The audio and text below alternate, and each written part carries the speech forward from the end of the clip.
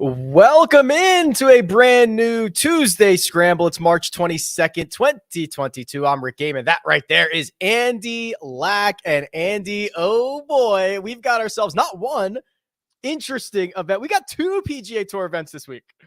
And I got to give you credit, man. You have probably inspired me the most and hyped me up the most about the match play. I was a little bit of a late adopter, and now here we sit on Tuesday, a couple hours before the tournament starts early tomorrow morning, and I'm super pumped. I'm excited. I filled out my bracket. I got to get mine in the Rick Run Good bracket challenge, but I couldn't be more psyched for this week. Yeah, this is such a unique event, right? And I'm a big proponent of different things, Andy, whether it's match play, whether they want to play the DP World Tour has done like the men's and ladies events at the same time. Listen, throw these guys out there in a scramble, let them shoot 55. I don't care. I want to see different stuff. And when you get match play, which everybody loves a bracket, just in the same way that everybody loves a good list, everybody loves a good bracket, and you get an opportunity where there's a pretty significant edge in fantasy and stuff like that. Like it's just fun. It's great. Yeah, so match play used to be huge. The PGA Championship actually used to be match play, and the only reason why match play kind of fell out of favor on the PGA Tour is because of the growth of television, which that is the one drawback of match play, is that I think these first 3 days are absolutely electric, but it does get very, very slow at the end. It could be really, even if there's only one match going on, Rick, and it's a great match, it can be awesome. But I think the only reason why we don't see more of match play, which is how golf was kind of originally intended to be played, is because of the television aspect of how it kind of slows down. For sure. It's not the best format for TV because you've got one or two groups out there on the final day, and there's a lot of time in between shots. And I get that aspect. So TV has ruined match play, unfortunately, but otherwise it's a great format. We are, of course, presented by PrizePicks. So we are going to get into a PrizePicks segment a little bit later. We're going to give out props. I'll warn you now, they're for Corrales Puntacana Resort and Club Championship. From my understanding, the match play stuff coming later in the week. We'll see if that bears out, but we're still going to give out, hopefully, some winning props for this week. And the code you're looking for is Rick. There's a link in the description below where you can sign up and get all situated on PrizePicks right now. Quickly on Valspar, Andy, because you and I haven't had a chance to debrief the Valspar. Sam Burns goes out, successfully defends the crown, hoops one in on the second playoff hole from 35 or 40 feet, and Burnsy's got another victory. This is now, think about this, 3 wins on the tour, hasn't played in the Masters yet. I know. Do you think with a player like Burns, do you think he's legit, or are you kind of the mindset of, let's see you do it in a major? He is very legit PGA Tour. Okay. Like, yeah, regular PGA Tour events, he's the modern player. He's great off the tee. He's so improved on approach. He can putt it well. It's a great putter. Yeah. Great demeanor, young, athletic. He's the modern PGA Tour player. There is a bridge and a gap to a guy who is all around great, elite, major championship stuff. We're going to learn because he hasn't been great in the major championships that he's played. I think the jury's still very much out on that side of it for Sam Burns. Yeah, I would agree. He hasn't, I mean, seems like he's getting better by the month, right? Like he's a much better player now than he was even at the times of the major championships last year. It feels like he's kind of improving at a very, very quick rate. I thought the Valspar was a blast. I thought it was a lot easier than I expected. I probably didn't factor in how much rain that area had gotten, but it finally at least kind of got more difficult on Sunday and firmed up a little bit on Sunday. But, outside of Burns and of course, Davis Riley, who we can talk about too, my biggest takeaway is that I said that JT was going to win the Masters in December, and I feel better about that today than I did in December. You and I have been very much on a similar wavelength with JT as of late, and I was listening to your podcast on Sunday night, and I agree with you, man. I mean, JT's lurking. This is what he does. When he just goes out and piles up top 10 finishes because his floor is so high, like this is how he wins. There seems to be a window where he's just going to start filling up the trophy case. And it's not really his fault that he hasn't. Some guys have kind of, sniped him in times, or maybe has one bad round with the putter, but this is what JT does. And it's really, really scary for the rest of the field. So I feel like I ask you this every week, but is he your Masters favorite? Do you feel like what needs to happen this week? Because I feel like if Rahm doesn't make it out of the group stage, I feel like JT's like suddenly becomes the Masters favorite. It's probably true, barring some other big name winning this thing, right? If I don't know, even if Dustin Johnson won this event, I know they'll drop him like a rock. He feels so far removed from his 2020 November Masters victory, but maybe if DJ wins this, they drop him, to co-favorites or something like that. But I'm with you. Again, listening to the pod, you were speaking to me. I was your audience, right? I was like, yep. Like I completely understand the love for JT, and he probably should be the favorite or co-favorites. I just, man, it's really hard. It's hard for me to even verbalize how good I think he is, and how hold on, let me say this right. How good at winning I think he is, right? Like that's a skill set, and he just is constantly around, and they're going to start falling for him. So I know he didn't play that great on Sunday, and he hit a pretty bad iron shot coming down the stretch that really cost him a chance. But one of my favorite stats of the week, that I think it was Justin Ray who tweeted this out, but JT's at 14 wins right now. So if he wins one more time, he becomes the fourth player under the age of 28 years old to win 15 times before 28 years old. The other players are Tiger, Jack Nicklaus, and Johnny Miller. So JT is on pace right now, actually, to like really go down as, I mean, he could really, depending on how he does in majors in the next couple of years, but he could really go down as one of the best 10 to 15 golfers of all time. And he's doing it in a much harder era. And yet it doesn't feel like he kind of gets talked about it necessarily that way, because I guess he just gets measured on wins, and he hasn't technically won since the Players.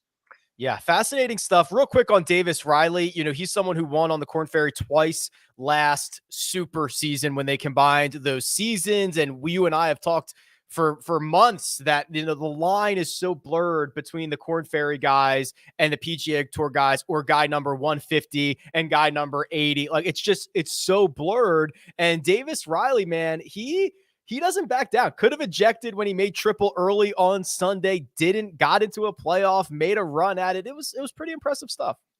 He's got such a sweet swing too. Like his swing is so rhythmic. He's so imbalanced. I didn't know a ton about him heading into the week. I guess he was an Alabama guy like JT, but yeah, I expect big things ahead from him. His swing looks amazing, and like Sahith again too, popping up. Like these guys are good. It's crazy to me when you throw Davis Riley and Sahith and Cameron Young into the mix, and Mito is super talented. It's like golf is in very, very good hands right now. One and done update. I think you and I both a little bit disappointed here. I went with Dustin Johnson, got 29,250. You went with Victor Hovland, 41,600. So for the most part, our season-long standings do not change. You sit there at 2.3 million. I'm at 580, rounding up. We both kind of whiffed on a fairly sizable name here. Yeah, the only other guy I was considering was like Fleetwood, who would have gotten me a little bit more money, but I'm bummed that I used Hovland. I think that was a whiff, and I think both of us are like, I'm not, with Hovland, I'm expecting a top 5 finish. So that was a for sure misstep for me last week. I had an issue where, or not an issue, but before the season starts, I put everybody in a slot, and then I try to remove all the weekly biases.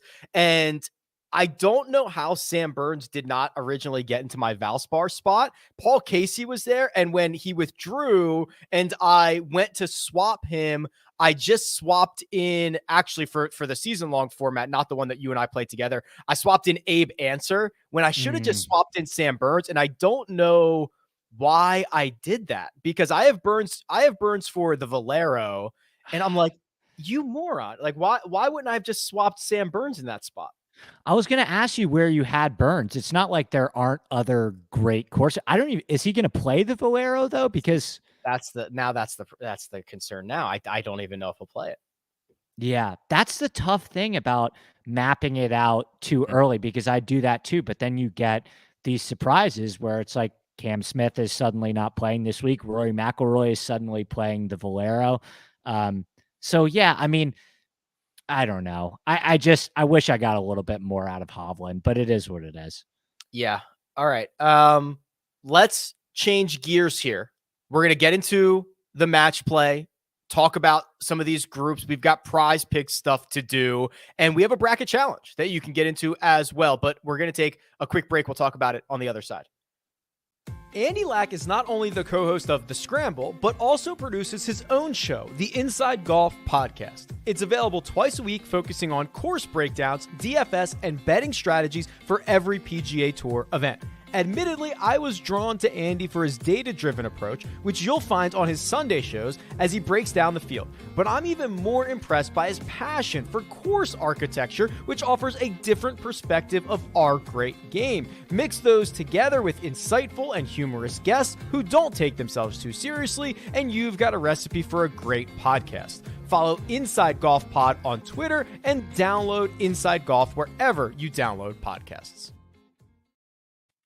Match play, it's the bracket, and if you want to join a bracket challenge, I've got one for you here. And Andy, let me share my screen. This is the PGA Tour.com's bracket challenge page. You can create all the private leagues. Last year, the RickRunGood bracket challenge was the largest private contest out there. I want to do that again. We are on pace to do that. The only league that's above the RickRunGood League is the very public PGA Tour League. So I think we're doing good here to start. Yeah, I can't wait. I have to fill up my bracket for that one too.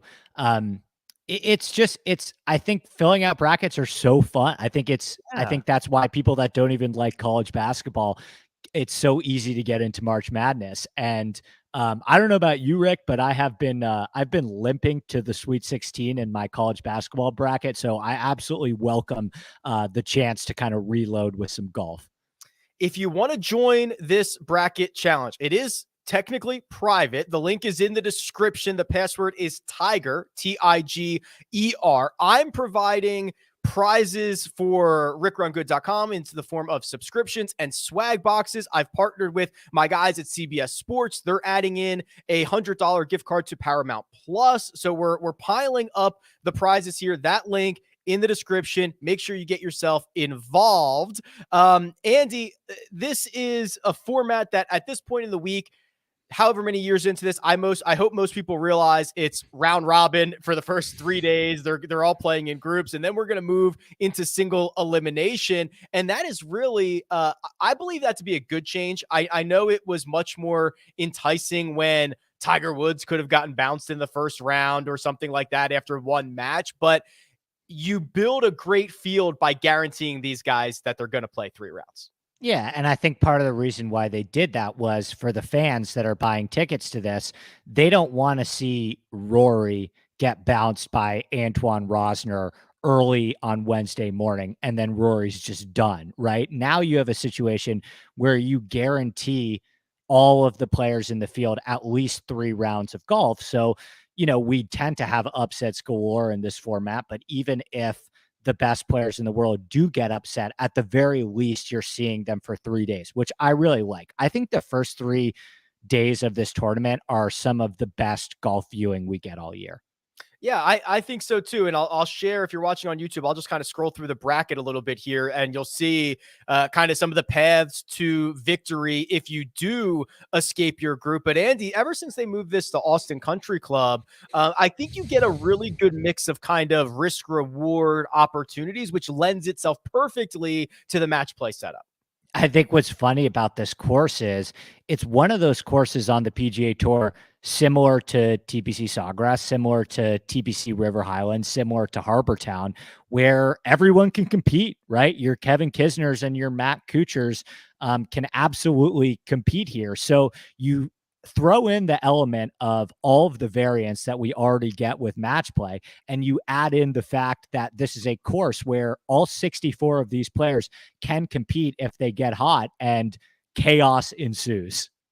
Chaos ensues. Yeah, there's going to be chaos. I tweeted this out. Last year, John Rahm was the only top seed to advance from his group. In previous years, you usually get about 5 of them, Andy. So I know you haven't filled out your bracket yet. Here's a recommendation, sir. Don't take the 16 top seeds and advance them all. Yeah, absolutely. I mean, I think you should, and even if you're doing like group betting or something like that, Rick, I would embrace the variance and maybe take some shots with some of the underdogs.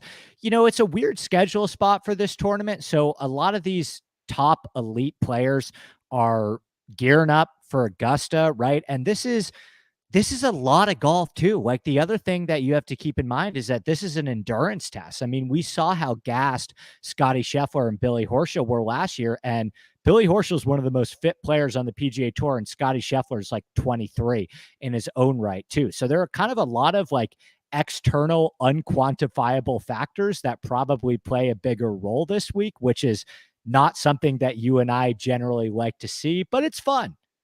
For sure. And for fantasy and betting purposes, I did a full fantasy breakdown. Your goal here is to give yourself a path to get 6 of your golfers into the Elite 8. You should not be picking golfers in the same lineup from the same group, or even the adjacent group, the group right next door, because you will by default have one of those guys eliminated earlier than they should. But from a betting perspective, Andy, how do you start treating your betting card for this week, and how is it different than kind of a normal 72 hole stroke play event?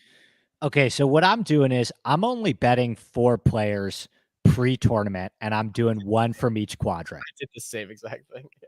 And what I'm also doing is I'm going to be specifically underexposed, because I figure I'm going to have to reload at the Sweet 16. So I'm saving one live bullet for the Sweet 16. But I think that's a sound strategy. I don't really understand. I mean, I guess if you're, for example, this bottom side of the bracket, I've printed it out so I have it for reference. This bottom side of the bracket has a ton of players that I like, but I'm not going to bet just because I like Adam Scott and Justin Rose in the same group. I don't really think it makes a ton of sense to bet both of them. Yeah, especially when you can wait and you're still going to get a decent-ish number if there's 16 golfers remaining as opposed to 64. So I did the same thing. I picked kind of one horse in each one of these quadrants, and then I'll be actually quite busy on the matchup sides of this, because not only do we know Wednesday's matchups, but we know Thursdays and we know Fridays, because they're just going to go in order. So there is a really... And it's the only kind of time in golf where you get what other sports would call like common opponents, right? In college basketball, it's like, well, they didn't play each other, but they both played this other team. What happened then? So it's a week where I'll be very heavily invested in the single round matchups. Do they have them out yet? Do they have any books posted the round 1 matchups yet? Yeah, at least DraftKings has. Okay. I imagine Caesars has as well, but I was looking at the round 1. Yeah, they've got all the round 1 matchups available right now. Okay, awesome. Yeah, I think that's probably even maybe a better way to attack than the group betting. I think you could probably get kind of killed in the group betting if you're not careful. The odds because are it's short. Yeah. It's so tough. I like that matchup strategy. And then, kind of as you already alluded to, I'm going to be pretty heavy on DFS this week. I think this is an awesome DFS week, and you kind of sold me. You broke it down very eloquently in your video, and I have an article coming out in just a couple hours when we're done talking about it a little bit more. But I think for me, my exposure is going to be more so on the DFS side than the betting side this week. Okay, well, here's what we're going to do. We're going to get into match play groups. We'll give our one and done selections, but we are about to do the PrizePicks segment. Now, again, this is for Puntacana. Andy and I are going to give out the picks. Make sure you are logged in and ready to go. We've seen the lines move on these very, very quickly at times. The code Rick is available in the link below in the description, so make sure you're all signed up. But let's hit the break and we'll do the prize picks on the other side. If you're not playing daily fantasy on PrizePicks, then you're not really playing daily fantasy. They offer nothing but props and they do it better than anyone else. You pick 2 to 5 players on an over-under and can win up to 10 times on any entry. They allow mixed sport entries, meaning you can take the over on LeBron James and the under on Jon Rahm. The golf-specific props are amazing. Birdies or better, fairways hit, greens in regulation, round score, and now, yes, single hole props. That's right. What score will a golfer make on a specific hole? I have PrizePicks specific tools on my website to help you build the best entries, and now PrizePicks is offering a 100% instant deposit match up to $100. Just use the code RICK at sign up or click the link in the description. That's code RICK. Good luck. All right, Andy, let's turn our brains for just a moment to Puntacana. This is an event that they've already played this year, right? They played it in March of 2021, but they had the two editions of it within like 5 months of one another. So it's kind of a weird little event. Joel Damon is the defending champion, and it's kind of all about the wind, in my opinion, right? It tends to be a fairly windy week. Yeah, it's a long golf course. I noticed it's a Tom Fazio golf course, which, we see a lot of Tom Fazio. He generally has a pretty similar design philosophy with a lot of the stuff that he does. Yeah, I mean, I'm basically just looking at guys who've played well here in the past. I think off the tee, just scanning through the RickRunGood course fit page, it seems like if you're a good driver of the ball, that goes a long way here. And, even in these tournaments, Rick, where maybe you and I aren't as focused on them, I still think you could probably find an edge on PrizePicks. I think there is a significant edge on PrizePicks. You're right, just because most people not focusing on it. So let's prop it like it's hot here. It is my understanding. So a couple of items. This event does not have the shot link data, so it doesn't appear that PrizePicks is doing fairways and greens, which is fine. We'll do scores and birdies, and there's a single hole in there. And then I believe, Andy, don't quote me on this, as the match play gets going, I believe PrizePicks is going to add match play items, or at least attempt to. So we might have a couple of more slates on the way. Awesome. That would be great, because I think there's a lot of fun that we could have if they add some stuff for the match play. We've cooled just a hair. I had it written down, but I think we were 3-4-1 last week. So we're ready to start a new run here. No better place than Puntacana. Andy, what is your first prop? So I took Emiliano Grillo over 70, and he had the lowest, him and Damon had the lowest stroke total at 70, which is 2 under par, by the way. It's a par 72. He lost 10 strokes ball striking in his last start, and he's lost. So Grillo has lost what is the strongest part of his game, which is his irons. He's lost strokes on approach in 3 straight starts. And I did a quick glance over at Wind Finder in Punta Cana, and, 15, 20 miles per hour. That's good enough for me to take the over on Grillo.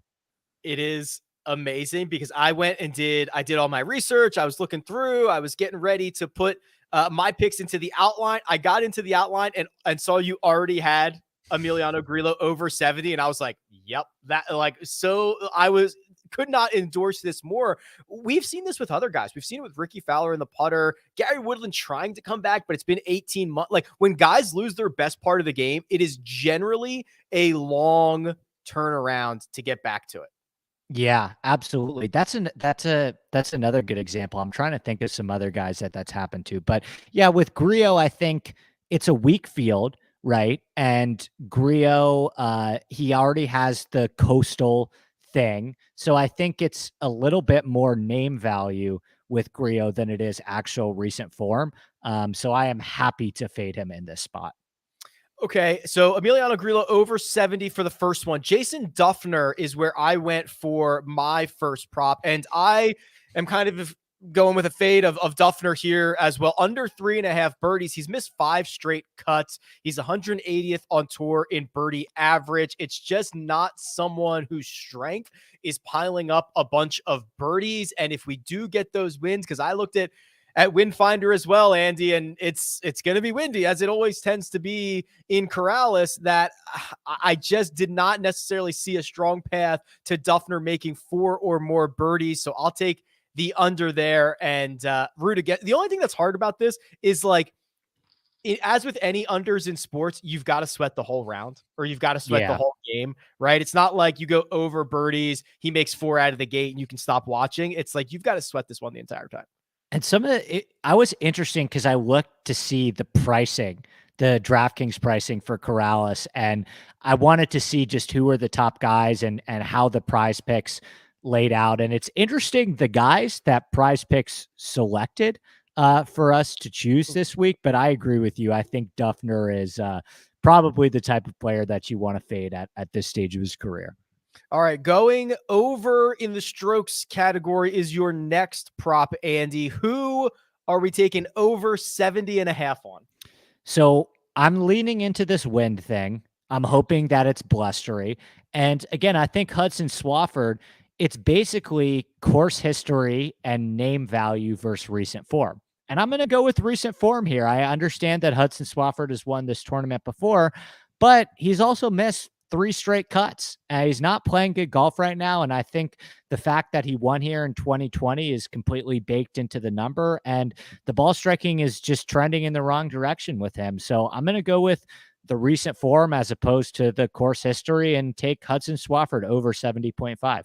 Swaff Daddy over 70.5, Duff Daddy under 3.5 birdies, Emiliano Grillo over 70, and I'll add in Kramer Hickok under 70.5. And I'm with you, Andy. I think the wind is going to be troublesome, and I liked a lot of the overs. The only one that I still liked the under on was Kramer Hickok. You know, you put him in a much weaker field after finishing T33 at the Valspar, T42 at the Players. When that happens, those guys are usually licking their chops, right? But none of them will say this out loud, but there are guys in this field who are like, I still can't win here. Like, let me pile up like a T11, earn those FedEx Cup points, and I'll just like kick this down the road. Guys like Kramer Hickok, when they show up in fields like this, legitimately believe that they can win it. And his game has been fairly well-rounded as of late. He's only losing strokes around the green. If you're tapping into a lot of that, you're probably not winning this prop anyway. So that's the one guy. If I were to fire a bet for Punta Cana right now on a Tuesday morning, I think Hickok would be an interesting option. I like that. Hickok's been on my radar too. He was a trendy pick at the Valspar. He's playing some really good golf right now. Now you got me kind of hyped. Should we add one and done for Punta Cana? I mean, it's only in your advantage. Sure. Yeah. I'm adding it right now. Let's do it. So, one and done Punta Cana, I'm putting it in the outline. Okay. And we'll get to that at the bottom. And I imagine there's a golfer, if there's a golfer you're going to use this week is not someone you were planning on using at like a major. No, that's why I think there's no risks to it. We might as well. All right, so just to recap, we're going to prop it like it's hot with Emiliano Grillo over 70, Hudson Swafford over 70.5, Kramer Hickok under 70.5, and Jason Duffner under 3.5 birdies. You put all of those in and you win a multiple on your money. Use the code Rick over at PrizePicks. The link is in the description, and keep an eye out for those match play props. We'll see if those get added at some point here in the week. If they do, I'll probably be tweeting out quite a few of them, and Andy and I will cover them on Friday's show as well. Instead of matchups for this week, we're going to do groups. We'll talk about that, and we'll complete our one and done selections, but we're going to do it on the other side. All of the tools and data that you see me use on this channel is from my site, RickRunGood.com. RickRunGood.com is one of the largest golf databases on the planet, and it's geared towards making your DFS and betting research process as efficient as possible. There are literally millions of data points in the database, and while that might sound intimidating, the tools that I've built allow you to cut through the data quickly, choose what's important to use, and even build lineups that are ready for import directly into DraftKings. Outside of that, membership gets you access to the Slack channel, currently 2,000 run gooders who are ready to share insights and have a little fun. I love it, and you will too. Sign up at RickRunGood.com. Matchups, or kind of matchups. So last week we We were fine. Andy 2-2-1. I was 4-0-1. That's probably my best week so far, moving my total very close to 500 for the year, 17-19-3, while Andy is well over 500, 24-12-3. And this time around, Andy, it doesn't really make sense for us to do matchups per se. So I figured let's identify 5 groups. We'll talk through who could be coming out of those, maybe their path to the Final Four or to a championship. I think that's the best way to do it. We've got to lean into this bracket. I agree. I think that's more fun. You're catching up to me a little bit there. Night. Congrats on the 4-0. Good week. Yeah, thank you. Yeah, I had a good week. I think it was either last week or the week before as well. So yes, I'm making up ground after a slow start. Group number 1. That's our first group. It's Jon Rahm, Patrick Reed, Cam Young, and Sebastian Munoz. If you're watching on YouTube, I do have the odds to get out of the group available. Jon Rahm is plus 150. Cam Young is the second shortest odds, 275. And then Patrick Reed and Sebastian Munoz are both plus 300. Andy, how do you assess group number 1? Well, I'm going to pick the favorite here, and I get a little bit weird as we get farther down, but I just think what Rahm is doing off the tee right now is it's at a little bit of a different level right now. And I don't necessarily think that an elite player is going to win this week. But I think Rahm's going to have a really good tournament. I think Rahm's going to have a strong showing. I'm not super concerned about Patrick Reed, who gained 9 strokes putting at the Players and still didn't finish in the top 25. Munoz is Munoz. And then Cameron Young he's a trendy pick, but I still think that everything that Cameron Young does well, Rahm does a little to a lot better. So I'm going to go with the chalk here.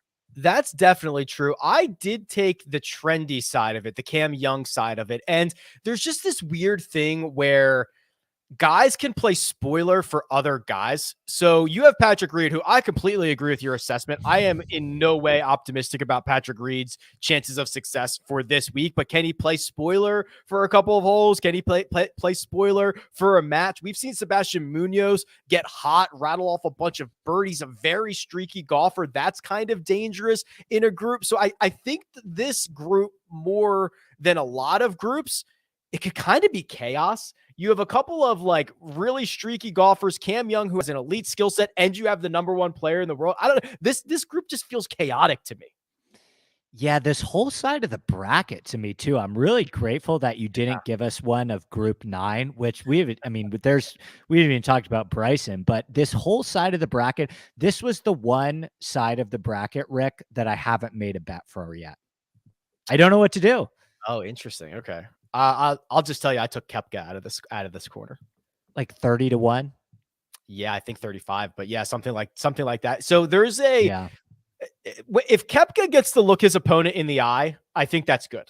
Also there is, the Bryson angle, group 9 and 8, who you'd eventually run into, has a lot of question marks. If you can avoid Rahm, I don't know. I just think Brooks has not played this event healthy in a long time. And when he's played it healthy, he's generally gotten out of his group. That's the bet I made out of this corner. He also looked really good at the Valspar. I mean, he shot the low round of the day, and you look at the ball striking stats, Rick, from JT and DJ and Brooks and Xander. It's like, it is very apparent that these guys care about peaking at this time of year. And I think we're starting to see it. So I know we saw a ton of upsets last year, but I think a lot of these elite players may get out of their groups and then maybe get knocked out in like the Sweet 16 or the Elite 8, which kind of feels like the perfect scenario for some of these better players, is you get some of the reps, but you don't get worn down. I completely agree with that sentiment. So group 1, I'm going with Cam Young. Andy's going with Jon Rahm. And that's a perfect segue to our next group, Andy, because it is group 16. It is whoever wins this group would eventually face the winner of group 1. Koepka, obviously the selection that I'm going with. And you've got Shane Lowry, Harold Varner III, and Eric Van Rooyen rounding out the rest of this group. It is worth noting Shane Lowry and Brooks Koepka, co-favorites, plus 220 to escape group 16. I'm going with Brooks here. I just realized Can you imagine if Bryson and Brooks meet in the Elite Eight? Yes, I can imagine it. I'm actually praying to all the gods of choice that happens. Yes. Do you think they have to bring in? Well, they can't bring in Phil. It seems like. Do you think they have to bring in Barkley as like a co-commentator for that one? That would be so good. I would love a Bryson Brooks. It would be Elite Eight matchup. Yeah, let's go. Not to get a sidetrack here. I'm on Brooks, by the way, too. But just quickly on Bryson, are we in? Are we out? Are we 50% in? 40% in. So Yeah, okay.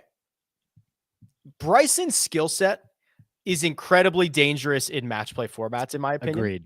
Yeah, When you have to watch your opponent hit it a mile and just be Bryson, and then he puts, there's a lot. There's a lot that can burn you in match play. I find it to be a horrendous place to come back from injury. Because as you mentioned, it's 7 matches to victory, and maybe Bryson would love to play 3 matches and get knocked out in the Sweet 16, something like that. And also, I don't know if you saw this. There's so much here. He posted on Instagram like yesterday. I sure did. Yeah. Finally hitting driver again.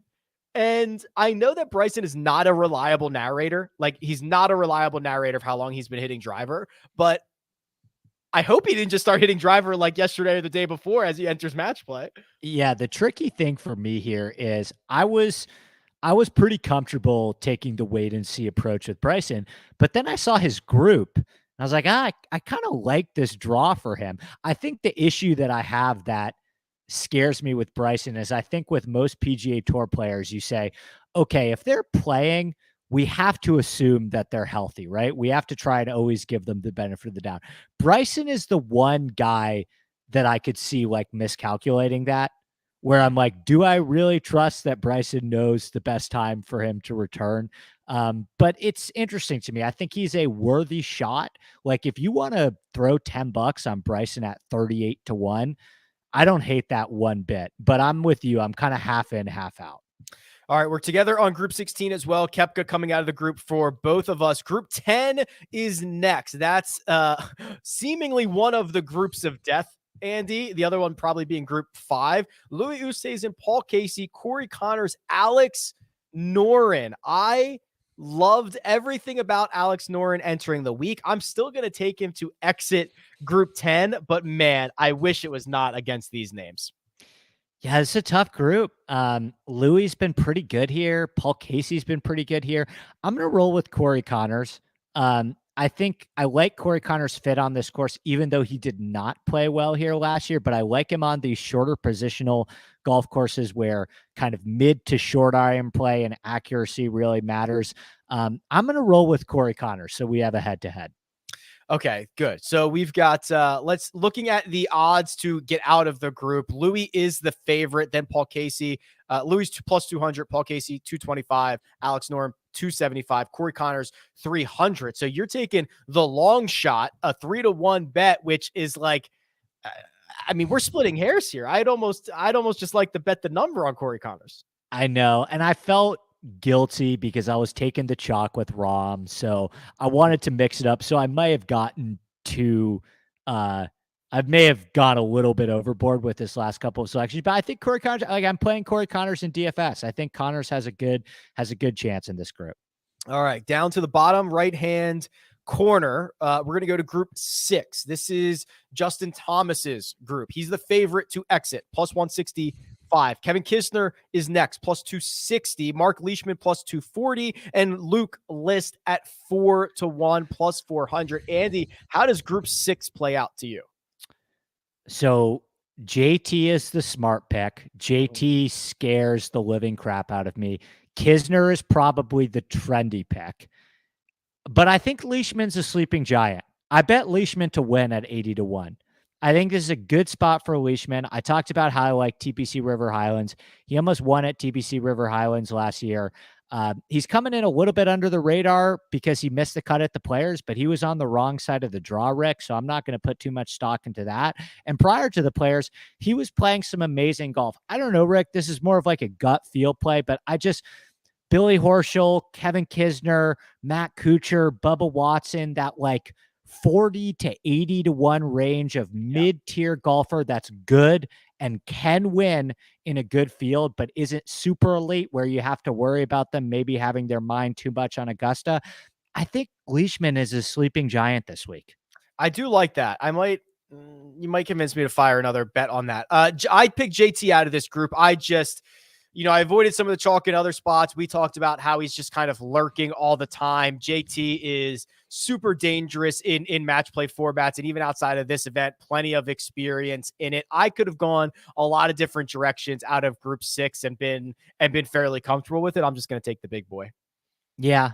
I mean, I can't argue with it. Honestly, Rick, my hope is that you are dead wrong on this, because if JT plays well this week, I know if we're going to get a bettable number at the Masters, which is my biggest concern. That's actually quite true. Group 4 is our final group here. Bottom left-hand corner of the bracket. Patrick Cantlay, the favorite, plus 165. Sungjae Im, plus 260. Keith Mitchell, plus 300. Seamus Power, plus 330. These are like 4 of my favorite players on tour. I'm like, absolutely hate that they're all together. So, I went with probably the guy with the lowest odds too here, Seamus Power.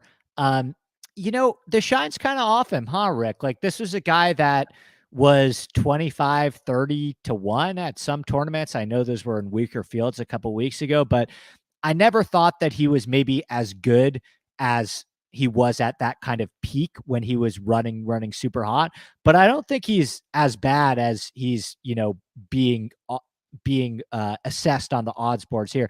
I think it's a pretty decent buy low spot for Seamus. I looked at his numbers from the players, and he gained like 5 strokes off the tee at the players. So I do think that this is a pretty good buy low spot for him. I may be getting a little too cute picking him to win the group. I kind of like him more as like a low owned DFS play, but I think he can win. I like Seamus here.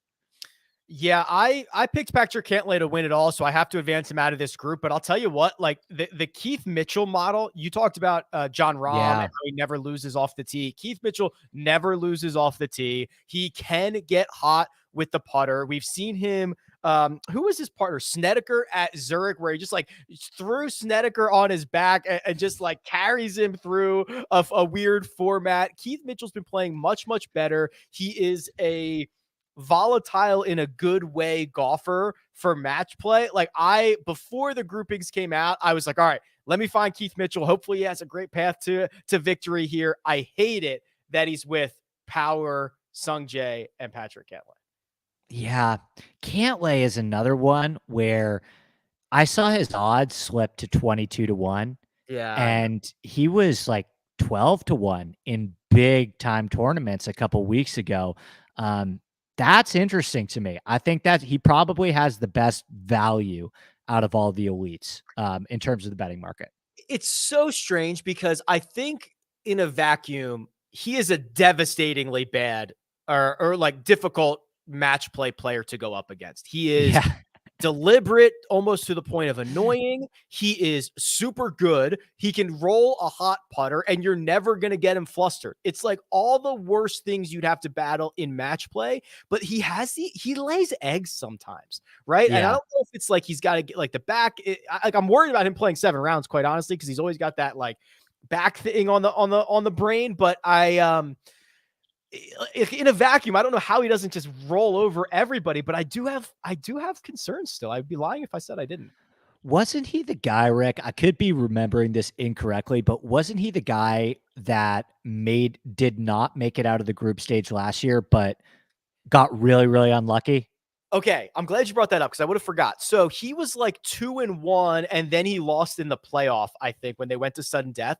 But there are technically strokes gain numbers available for this event. They are super wonky because you have guys playing different number of holes, different number of matches, but they do exist. They're official numbers from the PGA Tour.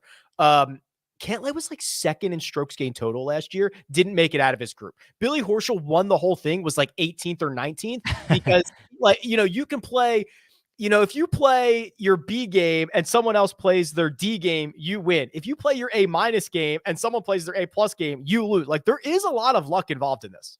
Yeah, so that's why I mean, Cantlay's got that going for him. He's been awesome on shorter Pete Dye courses as well in general, and he's not. I don't think he'll probably play the Valero next week, so I think we see probably a strong performance for him as well. All right, fingers crossed that Patrick Cantlay can make a run for my sake. Andy, one and done selection. So we just doubled these here. So we're gonna make our selections for the match play, and this is it's a big boy purse, $12 million up top.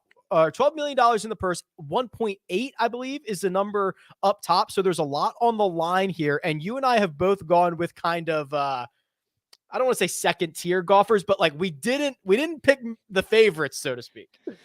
We did it. So I'll lead us off. I went with Tyrrell Hatton. I think this is a good spot for Hatton. I think he's playing really good golf. He was in the mix at the API. He was in the mix at the Players. He was kind of solid last week. He finished like T21. But the thing that I liked about Hatton last week is he had been putting out of his mind. Like he gained 8 strokes putting in back-to-back weeks. And we know that's not super sustainable. So as expected, the putter did regress at the Valspar last week. But what did come back was the strongest part of Hatton's game, which is his iron play. And when Hatton is at his best, he's gaining 4, 5, 6 strokes on approach.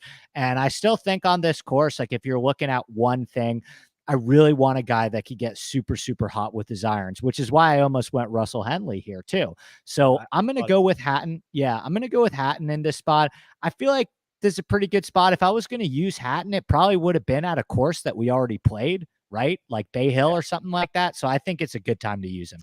Yeah, Hatton is coming out of Group 13. So that's Daniel Berger, Siwoo Kim, Christian Bezadenhout. I considered strongly Russell Henley because he's out of 14, which is Joaquin Niemann, Kevin Na, Mav McNeely, which I could see any of those guys out of that group making a run, quite honestly. I thought long and hard about Russell Henley. I went with Alex Noren. I stepped into the group of death, Group 10, went with Noren. I just look at a guy who tangible results or tangible improvements on the approach play. It's turning into, top 10, top 12 finishes. He's been awesome at this event. He's 12-3 in 3 years. Yes, this is not a great draw for him. But I'll tell you what, that upper right quadrant, whoever comes out of these groups, which would be 2, 15, 10, 7, I think they can kind of make a run. I'd argue it's kind of the weaker quadrant. So I'm hoping if he can escape the group of death, he can make a deep run into this thing. I agree with you, which was part of the reason, like I wasn't super high on Xander heading into the week. Like he wasn't somebody that I talked about in my Sunday show, but I looked at the draw that a guy like Xander has, and he's got Finau, Herbert, and Kanaya in his group. And then he's got that next group coming up, but it's really just Morikawa is the only big guy. And it's like that kind of, I don't know. 3 last year and has putting issues and sometimes in match play, first in wins. And like, I wanted to ask you about Xander because that side of the bracket is kind of nice. Xander, it's weird. I believe that his high floor, low ceiling hurts him in match play. But how do you assess this? No, you may be right. I did bet him at 28-1. He is my bet in that side of the bracket just because I think the draw is so favorable for him. But yeah, I think that's a fair take. I think you want to embrace volatility in match play, and Xander is so steady. But I will say, I do think he falls into that category of your Brooks, your JT, your DJ, of somebody that really, really cares about peaking at this time of year. And you saw it last week at the Valspar. He gained over 8 strokes ball striking. So Xander is playing some really, really good golf right now. And I thought 28-1 was a pretty fair number for the draw that he has.